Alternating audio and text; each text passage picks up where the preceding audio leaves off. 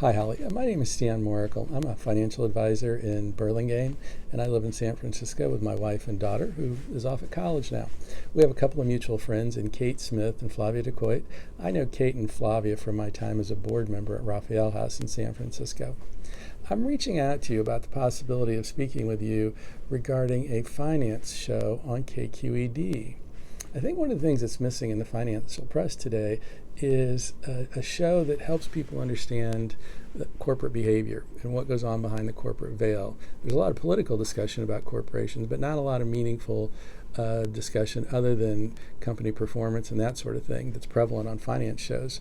And the reason I think that's important is if we look at both CalPERS and CalSTRS, the two big, the Teachers Fund and the Public Employee Pension Funds, the CalSTRS has about 64% of its assets in both corporate equity securities and corporate debt securities.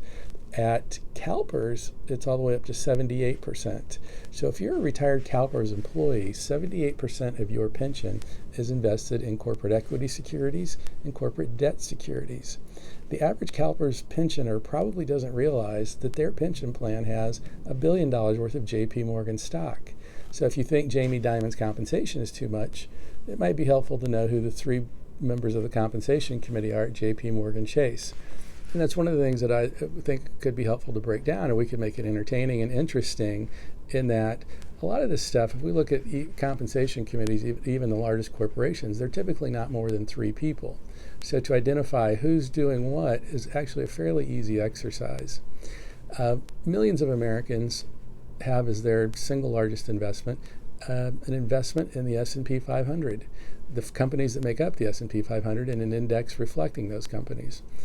I checked the KQED retirement plan as at the end of December of 2018. You guys had $60 million in assets amongst your employees at KQED. So if this sounds like anything that interests you, I realize this is a very short introduction, but I'd love to connect and I'd love to chat with you about it in more detail. Thanks for your time and have a great day.